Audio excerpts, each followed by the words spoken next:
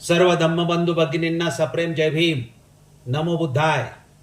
धम्मसंहिता YouTube चॅनलमध्ये आपणा सर्वांचं स्वागत. प्रथम प्रबोधन पर्वाविषयी दोन शब्द. डॉक्टर बाबासाहेब आंबेडकर लिखित द बुद्धा अँड हिज धम्मा या ग्रंथाचे प्रबोधन पर्व सुरू आहे. डॉक्टर आंबेडकर पुनरुज्जीवित धम्माच्या विकासासाठी धम्मसंहिता या शीर्षका अंतर्गत बौद्ध आचारसंहिता निर्माण करण्यासाठी आम्ही गेली 40 वर्षे निरंतर कार्यरत आहोत. बौद्ध अनुयायांनी धम्मसंहिता या विषयाला समजून घेऊन या कार्याला सहकार्य करावे हा संदेश देण्याच्या हेतूने हे प्रबोधन पर्व सुरू आहे. आता आपण विषयाला प्रारंभ करूया. आजच्या 11व्या भागाच्या विषयाचे शीर्षक पूर्वज तथा भगवान बुद्धांचे वंशज असे आहे. विषयाचे अथवा शीर्षकाचे स्पष्टीकरण असे की दी बुद्धा अँड हिज धम्मा या पवित्र ग्रंथातील पहिल्या खंडाच्या पहिल्या भागाचे शीर्षक आहे जन्मापासून परिव्रज्येपर्यंत. या पहिल्या भागात एकूण 21 प्रकरणे दिलेली आहेत. त्यातील दुसऱ्या प्रकरणाचे शीर्षक पूर्वज आहे. पूर्वज या प्रकरणात बाबासाहेबांनी बुद्धांच्या वंशजाची माहिती दिली आहे. म्हणून विषयाचे शीर्षक पूर्वज तथा भगवान बुद्धांचे वंशज असे केलेले आहे. बाबासाहेबांनी पूर्वज या प्रकरणाची संक्षिप्त स्वरूपात 7 मुद्द्यात माहिती दिलेली आहे. तिचाच अभ्यास व स्पष्टीकरण आपण इथे करणार आहोत. धम्मबंधू भगिनींना विनंती आहे की आपण आपल्या पवित्र धम्म ग्रंथातील माहितीचे स्पष्टीकरण ऐकत व पाहत आहात तेव्हा हे स्पष्टीकरण शांतपणे लक्ष देऊन काळजीपूर्वक ऐकावे व पहावे. मी जमेल तेवढा सोपा, सुटसुटीत व साध्या भाषेत सर्वांना समजेल अशा पद्धतीने सांगण्याचा प्रयत्न करणार आहेच. इथे फक्त ग्रंथातील पूर्वज या शीर्षका अंतर्गत दिलेल्या बुद्ध्यांचे स्पष्टीकरण करणार आहोत. ही आपल्या अभ्यासाची मर्यादा आहे, याची सर्वांनी नोंद घ्यावी. ते बुद्धा अँड हिज धम्मा या ग्रंथातील पूर्वज या प्रकरणात बुद्धांच्या वंशजाची जी माहिती दिली आहे ती पुढील प्रमाणे. बाबासाहेब लिहितात, 1. शाक्यांच्या राजधानीचे नाव कपिलवस्तू हे होते. कदाचित हे नाव थोर बुद्धिवादी तत्ववेत्ता कपिल मुनी यांच्या नावावरून पडलेले असावे. 2. कपिलवस्तूमध्ये जैसेन नावाचा एक शाक्य राहत होता. सिनहू किंवा सिंहहनू नावाचा त्याला एक मुलगा होता. सिंहहनूचा विवाह कच्चनाशी झाला होता. त्याला 1. शुद्धोदन, 2. धौतोदन, 3. शुक्लदन, 4. शाक्योदन व 5. आमितोदन असे 5 पुत्र होते. या 5 पुत्रांशिवाय सिंहहनूला 1 अमिता व 2 प्रमिता नावाच्या 2 कन्या होत्या. 3. त्यांच्या कुटुंबाचे गोत्र आदित्य होते. 4. शुद्धोदनाचा विवाह महामायेशी झाला होता. तिच्या पित्याचे नाव अज्जन व आईचे नाव सुलक्षणा असे होते. अज्जन हा कोलीय वंशातील होता. तो देवद नावाच्या गावी राहत होता. 5. शुद्धोदन हा मोठा योद्धा होता. जेव्हा शुद्धोदनाने शूरपणा दाखवला तेव्हाच त्याला दुसरी पत्नी करण्याची अनुमती देण्यात आली व त्याने दुसरी पत्नी म्हणून महाप्रजापतीची निवड केली. ती महामायेची वडील बहीण होती.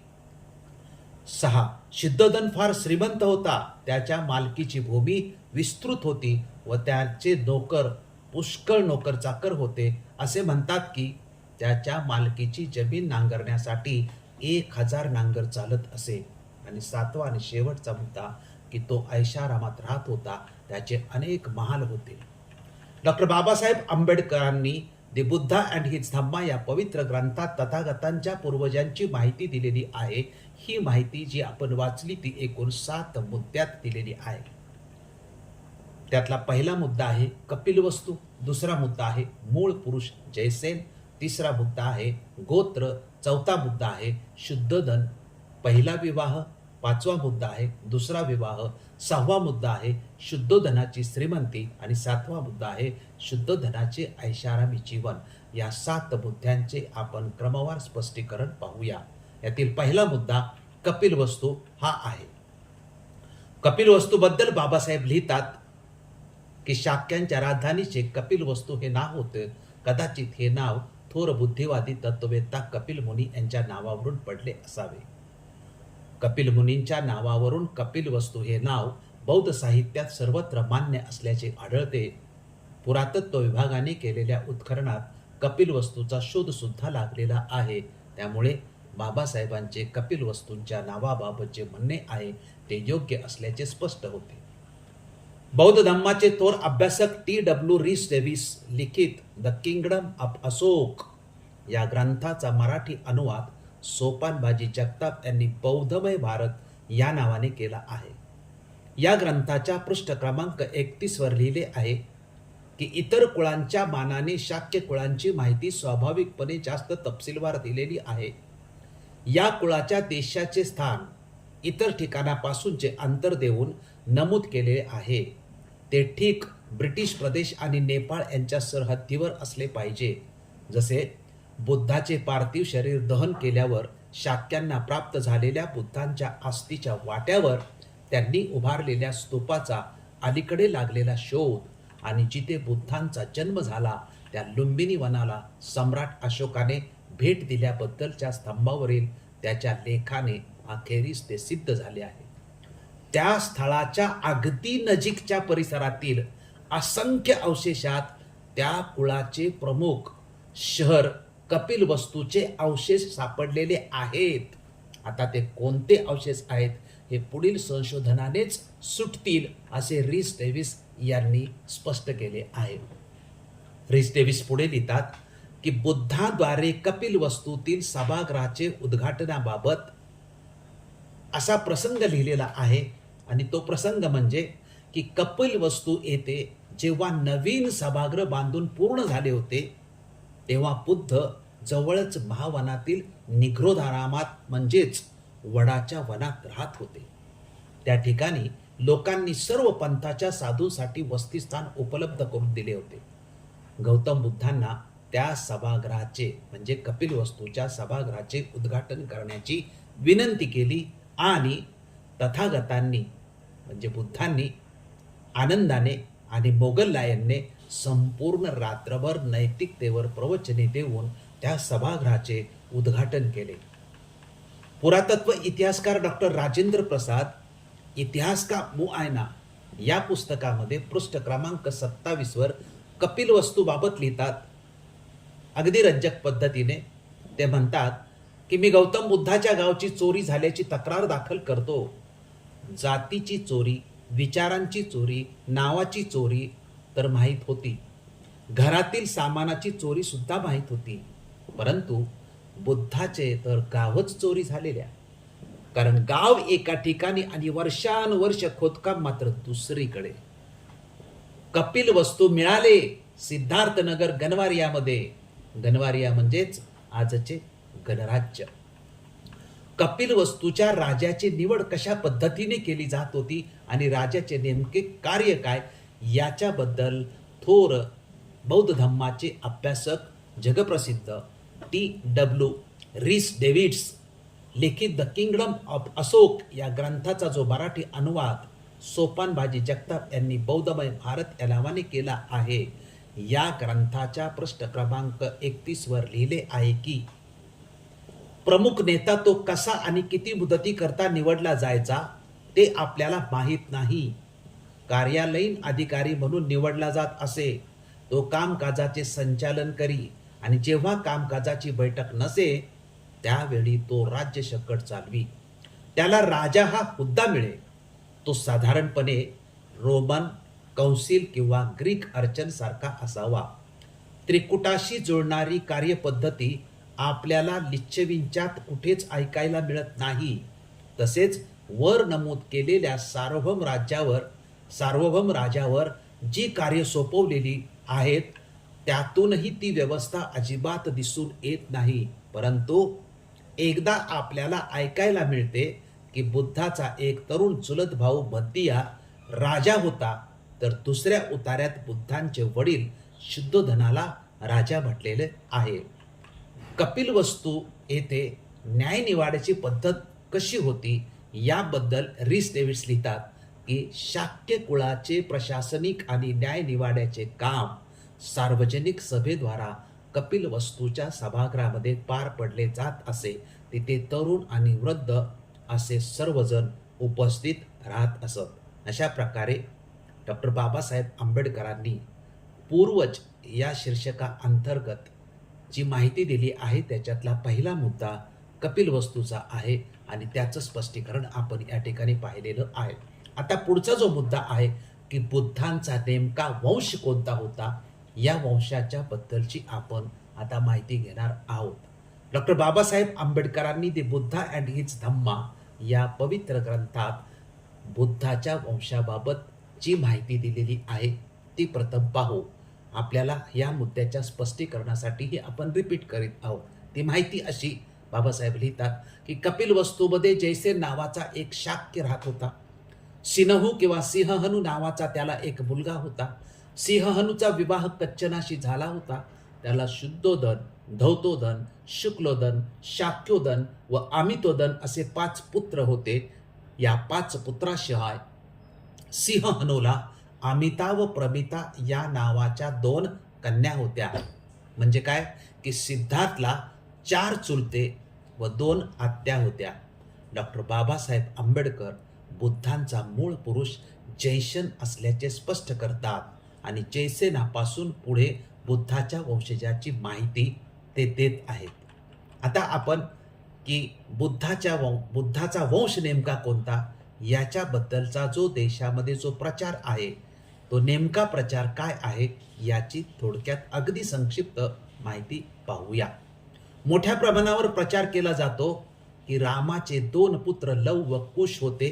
यामध्ये कुशचा वंश वाढला. कुशच्या वंशातील 25वा वंश बुद्धाचा आहे. मात्र बौद्ध साहित्यामध्ये याला अजिबात मान्यता नाही. त्याचप्रमाणे अश्वघोषाच्या संस्कृत बुद्धचरित ग्रंथाचे हिंदी अनुवादक सूर्यनारायण चौधरी यांचे अश्वघोषकृत बुद्धचरित यामध्ये बुद्धांच्या वंशाबाबत पहिल्या प्रकरणात पहिलाच श्लोक आहे. म्हणजे असे म्हणता येईल की बुद्धचरित्राची सुरुवातच या श्लोकाने केलेली आहे आणि तो श्लोक म्हणजे जसाची तसा वाचतो मी. इश्वाकु समप्रभाव शाक्येश्व शक्रु एषु विशुद्धत्वृत्त प्रिया शरचंद्र इव प्रजाना शुद्धोदनो नाम वभुव राजा. हा पहिला श्लोक याचा सूर्यनारायण चौधरी आणि हिंदी अनुवाद असा केला आहे की इक्ष्वाकु वंश में शुद्धोधन नाम का राजा हुआ वह अजेय शाक्यों का अधिपति था. इक्ष्वाकु के समान प्रभावशाली था. उसका आचरण पवित्र था. अपनी प्रजाओं के लिए वह शरचंद्र समान प्रिय था. महामायेच्या संदर्भात 2 नंबरचा जो श्लोक आहे तो असा. तस्सेंद्र वभवू पत्नी दीप्त्या नरेंद्रस्य समप्रभावा पदमेव लक्ष्मी पृथ्वीव धीरा मायेती नामनानुपमेव माया. हिंदी अनुवाद असा आहे कि उस इंद्रतुल्य राजा के शची सदृश रानी थी जिसकी दीप्ति राजा की शक्ति के समान थी. वह पद्मा के समान सुंदरी और पृथ्वी के सदृश धीर थी. अनुपम माया के समान होने के कारण उसका नाम महामाया हुआ. अश्वघोषाच्या या बुद्धचरितम ग्रंथातील पहिल्याच श्लोकात शुद्धोदन हा इक्ष्वाकु वंशाचा होता असे म्हटलेले आहे. याचा अर्थ बुद्ध हे इक्ष्वाकु वंशाचे होते असे अश्वघोष आपल्या ग्रंथाद्वारे सुचवितात. इंद्रतुल्य राम आणि बुद्ध इक्ष्वाकु वंश व सूर्यवंशाचे क्षत्रिय होते असाही प्रचार केला जातो. डॉक्टर बाबासाहेब आंबेडकर मात्र ही भूमिका अजिबात मान्य करीत नाहीत. महावंश या ग्रंथामध्ये म्हणजे जगामध्ये श्रीलंकेत निर्माण झालेले जे 2 ग्रंथ आहेत, एक दीपवंश आणि दुसरा महावंश, यामध्ये वंशाची प्रचंड माहिती दिलेली आहे. त्यामधील महावंश हा जो ग्रंथ आहे या महावंश ग्रंथाचं हिंदीमध्ये अनुवादन डॉक्टर भदंत आनंद कौशल्यायन केलेले आहे. त्या महावंश ग्रंथामध्ये बुद्ध हे महासंमत वंशाचे आहेत या संबंधीची जी माहिती दिलेली आहे ती या ठिकाणी मी तुमच्या समोर स्पष्ट करतो. त्याच्या स्पष्टीकरणार्थ असं की दीपवंश व महावंश हे दोन बौद्ध ग्रंथ आहेत. हे ग्रंथ श्रीलंकेत निर्माण झाले आहेत. या ग्रंथात बुद्ध हे महासंमत वंशाचे असल्याचे म्हटले आहे. महावंश ग्रंथात जी वंशावली दिली आहे तिची माहिती प्रत्येक बौद्ध अनुयायांना माहीत असली पाहिजे, म्हणूनच मी इथे ती सादर करीत आहे. महावंश ग्रंथानुसार बुद्ध हे महासंमत वंशाचे, याचे स्पष्टीकरण डॉक्टर भदंत आनंद कौशल्यायन यांनी महावंश या ग्रंथाचा जो हिंदी अनुवाद केला आहे त्या हिंदी अनुवादित ग्रंथातील माहिती इथे देत आहे. हिंदी अनुवादित महावंश ग्रंथात दुसरे प्रकरण पृष्ठ क्रमांक 26 ते 28 हे महासंवत वंशाचे आहे. यामध्ये बुद्धांच्या वंशाचा आद्यपुरुष महासंमत दिलेला आहे. डॉक्टर भदंत आनंद कौशल्यायन यांच्या हिंदी अनुवादित ग्रंथात लिहिले आहे की महामुनी म्हणजे बुद्ध हे महासंमत राजाचे वंशज होते. या माहितीचा हा 6वा श्लोक दिलेला आहे. महासंमत राजाच्या ज्येष्ठ पुत्राचे वारसदार जे आहेत त्या संबंधीची माहिती जी दिलेली आहे ती 7व्या श्लोकात महासंमत राजाचा ज्येष्ठ पुत्र ओकाक याच्या वंशजाची आकडेवारी क्रमाने दिलेली आहे. या आकडेवारीचे दीपवंश या बौद्ध ग्रंथात स्पष्टीकरण दिलेलं आहे. यामध्ये म्हटले आहे की अच्छिमापासून कलारजनक पर्यंतच्या राजांच्या वंशावळीचे विस्तृत वर्णन दीपवंश ग्रंथात श्लोक क्रमांक 3 ते 14 मध्ये दिलेले आहे. प्रत्येक वंशाच्या राजाची संख्या, त्यांच्या राजधान्या आणि त्यांचे अंतिम राजाचे नाव दिले आहे. महासंमत राजाचा ज्येष्ठ पुत्र ओकाक होता, त्याचीही वंशावळी पूर्णपणे दिलेली आहे. आता महावंश ग्रंथानुसार अंतिम राजा म्हणजे महासंमतच्या वंशावळीतला जो अंतिम राजा आहे तो जयसेन आहे असं महावंश ग्रंथामध्ये लिहिलेलं आहे. याची माहिती अशी की महावंश या बौद्ध ग्रंथातील श्लोक नंबर 4 मध्ये लिहिले आहे की ओकाक हा राजाचा ज्येष्ठ पुत्र होता. ओक्कामुक म्हणजे उल्कामुक होता आणि महासंमत वंशाचा अंतिम राजा जयसेन होता. असे कुठे लिहिले? श्लोक नंबर 4 यामध्ये लिहिलेलं आहे. आणि मग या शेवटचा जो जयसेन राजा आहे त्याचे जे वंशज आहेत त्या वंशजाबद्दलची माहिती महावंश या ग्रंथामध्ये दिलेली आहे. त्याबद्दल पुढील प्रमाणे माहिती आहे. हा कपिल वस्तूमध्ये अतिप्रसिद्ध शाक्य राजा होऊन गेला. कोण? जयसेन. जयसेनच्या पुत्रांचे नाव महाराज सिंहहनू आणि त्याच्या मुलीचे नाव यशोधरा होते. देवधमध्ये देवध शाक्य नावाचा राजा होता. अंजन त्याचा पुत्र आणि कात्यायनी त्याची कन्या होती. कात्यायनी सिंहहनूची राणी आणि यशोधरा अंजन म्हणजे शाक्यांची राणी होती. अंजनची माया आणि प्रजापती अशा 2 कन्या तसेच दंडपाणी आणि सुप्रबुद्ध 2 पुत्र होते. सिंहहनूचे शुद्धोधन, धौतोधन, शुक्रोधन, शुक्लोधन, अमितोधन हे 5 पुत्र आणि अमिता और प्रमिता या 2 कन्या होत्या. हे श्लोक नंबर 15 ते 20 यामध्ये ही माहिती दिलेली आहे. सुप्रबुद्ध शाक्याची राणी अमिता होती. यांची भद्र कात्यायनी म्हणजे कच्चाना आणि देवदत्त अशी 2 मुले होती. ही माहिती श्लोक क्रमांक 21 मध्ये दिलेली आहे. माया आणि प्रजापती सिद्धोधनाच्या राण्या होत्या. सिद्धोधन आणि मायाचे पुत्र आपले बुद्ध म्हणजे जीन होते. ही श्लोक नंबर 22 मध्ये दिलेली माहिती आहे.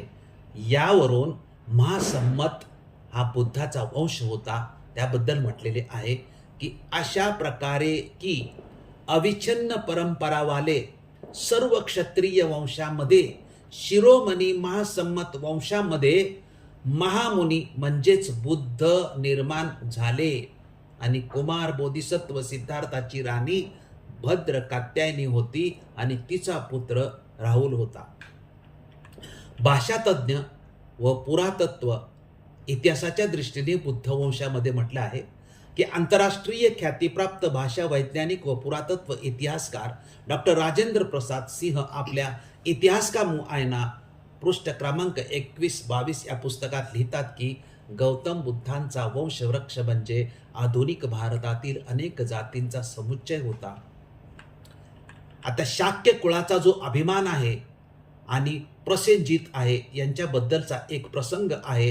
तो प्रसंग T.W. रीस डेव्हिस यांनी आपल्या द किंगडम ऑफ अशोक या ग्रंथामध्ये लिहिलेला आहे की जो ग्रंथ सोपान बाजी जगताप यांनी बौद्धमय भारत या नावाने अनुवादित केलेला आहे. या अनुवादित ग्रंथाच्या पृष्ठ क्रमांक 27 वर हा प्रसंग दिलेला आहे. तो प्रसंग असा की कौशलचा राजा प्रसेनजीत हा बुद्धाचा शिष्य झाला होता. असे म्हटले जाते की बुद्धाच्या कुटुंबाशी लग्न बंधनाने स्वतःला जोडून घेण्याची इच्छा असल्याने प्रसेनजिताने शाक्य प्रमुखांच्या मुलीची बायको म्हणून मागणी केली होती. शाक्यांनी त्यांच्या संघाच्या हॉलमध्ये या प्रस्तावावर गंभीर चर्चा केली आणि निर्णय घेतला की हा प्रस्ताव त्याच्या कुळाच्या सन्मानाला कमीपणा आणणारा आहे आणि म्हणून त्यांनी एका आघाडीच्या प्रमुखाची एका गुलाम स्त्रीपासून झालेली वसब खत्तिया नावाची मुलगी त्याच्याकडे पाठवून दिली. तिच्यापासून प्रसेनजितला विदुदभा नावाचा मुलगा झाला. अशा प्रकारच्या फसवणुकीची माहिती झाल्यावर विदुदभाच्या अंतःकरणात पेटलेल्या रागाचा परिणाम म्हणून त्याने शाक्यांना नेस्तनाबूत करण्याचा निश्चय केला आणि तो सिंहासनाधीस्थ होताच त्याच्या देशावर त्याने आक्रमण केले, त्यांचे शहर जिंकले आणि त्या कुळाच्या विरुद्ध केलेल्या युद्धाची मुख्य परिस्थिती फार पूर्वी सूचित केली आहे. निसंशयपणे ते ऐतिहासिक सत्य आहे. ही घटना स्वतः बुद्धांच्या महापरिनिर्वाणाच्या अगोदर 1-2 वर्षापूर्वी घडले असल्याचे म्हटले आहे. आता जी आपण बुद्ध वंशाची संपूर्ण माहिती पाहिली, जी ग्रंथामध्ये आहे ती जशीच्या तशी, त्या सर्व माहितीचे एकत्रितपणे आपण विश्लेषण करूया. ते विश्लेषण असे की बुद्धांच्या वंशजाबद्दल सर्व माहितीचे एकत्रित विश्लेषण केल्यानंतर जे मुद्दे स्पष्ट होतात त्यातला पहिला मुद्दा असा की डॉक्टर बाबासाहेब आंबेडकरांनी बुद्ध आणि त्यांचा धम्म ग्रंथाच्या प्रस्तावनेत अश्वघोषाच्या बुद्ध चरित्राचा उल्लेख करून म्हटले आहे की सर्व टीकांना निरस्त करण्याच्या हेतूने मी हे स्पष्ट करू इच्छितो की हे पुस्तक मौलिक आहे असा माझा अजिबात दावा नाही. अनेक पुस्तकातील साहित्य याकरिता गोळा करण्यात आले आहे. अश्वघोष रचित बुद्ध चरिताचा मी विशेष उल्लेख करू इच्छितो. त्यांची काव्य प्रतिभा कोणीही नाकारू शकत नाही. काही प्रसंगी मी त्यांची भाषा शैली उचलली आहे. या पुस्तकातील ज्या बाबीकरता मी मौलिकतेचा आग्रह धरेन ती म्हणजे प्रकरणाची मांडणी होय. डॉक्टर बाबासाहेब आंबेडकरांनी अश्वघोषाच्या बुद्ध चरित्रातून आपल्या ग्रंथासाठी काही भाग घेतला असला तरी त्यांनी बुद्ध हा इक्ष्वाकू वंशाचा होता, तसेच राम आणि बुद्ध दोघे एकाच वंशाचे होते ही अश्वघोषाच्या चरित्रातील संकल्पना बाबासाहेबांनी अजिबात मान्य केली नाही, ती अमान्य केली आहे. तसेच रामाचा मुलगा कुश याच्या पिढीतला बुद्ध असल्याचा जो प्रचार केला जातो तो सुद्धा बाबासाहेब आंबेडकर अमान्य करतात. दुसरा मुद्दा की महावंश ग्रंथामध्ये बुद्धांचा मूळ पुरुष महासम्मत राजा सांगितलेला आहे. आता महासम्मत वंशामध्ये महासम्मत राजापासून अनेक वंशजांची म्हणजे हजारो वंशजांची माहिती दिलेली आहे.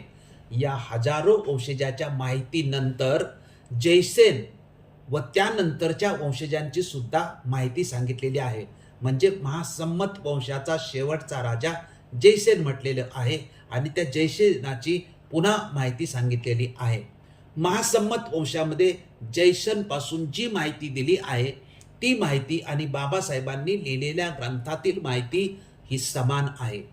इथे स्पष्ट होते की बाबासाहेबांनी महावंशामध्ये जो महासम्मत मूळ पुरुष सांगितलेला आहे त्याबद्दल मात्र बाबासाहेब काही बोलले नाहीत. जे बाबासाहेबांनी बुद्धाचा मूळ पुरुष महासम्मत असल्याचे एक प्रकारे अमान्य केले आहे आणि मूळ पुरुष बाबासाहेबांनी जयसेन याला मानलेले आहे. आंतरराष्ट्रीय ख्यातीप्राप्त भाषा वैज्ञानिक व पुरातत्व इतिहासकार डॉक्टर राजेंद्र प्रसाद सिंह पुराव्यासहित सिद्ध करतात की बुद्धाचे कुळ हे शाक्य होते, म्हणजेच तथागत भगवान गौतम बुद्ध हे शाक्य कुळातीलच होते. रीस डेव्हिड्स सांगतात की शाक्य कुळाचा अपमान होईल म्हणून राजा प्रसेनजितला शाक्यांनी आपली मुलगी सुद्धा दिली नाही. यावरून शाक्यांना आपल्या कुळाचा किती स्वाभिमान होता हे स्पष्ट होते. 5वा आकडा, बुद्धांच्या वंशजाबद्दल व मूळ पुरुषाबाबत विविध ग्रंथातून वेगवेगळ्या प्रकारची माहिती उपलब्ध होती, जी आपण वर पाहिली. या सर्व माहितींचा अभ्यास केल्यानंतर हे स्पष्ट होते की डॉक्टर बाबासाहेब आंबेडकरांनी बुद्धाचा वंश शाक्य आणि मूळ पुरुष जैसन हे पुराव्यासहित सिद्ध होते. म्हणून बुद्ध वंशाचा मूळ पुरुष जैसन मानला पाहिजे आणि वंश हा शाक्य मानला पाहिजे आणि त्याचा आधार द बुद्धा अँड हिज धम्मा हा ग्रंथ. आता बाबासाहेब आंबेडकरांनी गोत्र याचीही माहिती थोडक्यात दिलेली आहे. एका पुरुष पूर्वजापासून सुरू झालेल्या आणि अखंडपणे चालू असलेल्या कुळांच्या उगमाला गोत्र असे म्हणतात. बुद्धाच्या कुटुंबाच्या गोत्राबाबत डॉक्टर बाबासाहेब आंबेडकर लिहितात की त्यांच्या कुटुंबाचे गोत्र आदित्य होते. शुद्धोधनाचा पहिला विवाह आणि दुसरा विवाह याची माहिती देताना डॉक्टर बाबासाहेब आंबेडकर म्हणतात आणि ती जशीच्या तशी आपण परत पुन्हा या ठिकाणी संदर्भित करू. बाबासाहेब लिहितात पहिल्या विवाहाबद्दल की शुद्धोधनाचा विवाह महामायेशी झाला होता. तिच्या पित्याचे नाव अज्जन व आईचे नाव सुलक्षणा असे होते. अज्जन हा कोलीय वंशातील होता. तो देवदह नावाच्या गावी राहत होता. दुसऱ्या विवाहाबद्दल लिहितात की शुद्धोधन हा मोठा योद्धा होता. जेव्हा शुद्धोधनाने शूरपणा दाखविला तेव्हाच त्याला दुसरी पत्नी करण्याची अनुमती देण्यात आली व त्याने दुसरी पत्नी म्हणून महाप्रजापतीची निवड केली. ती महामायेची वडील बहीण होती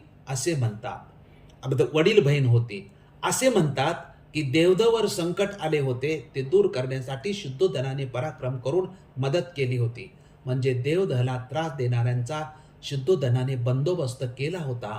शुद्धोधनाच्या पराक्रमामुळे त्याचा दुसरा विवाह झाला होता असे म्हटले जाते.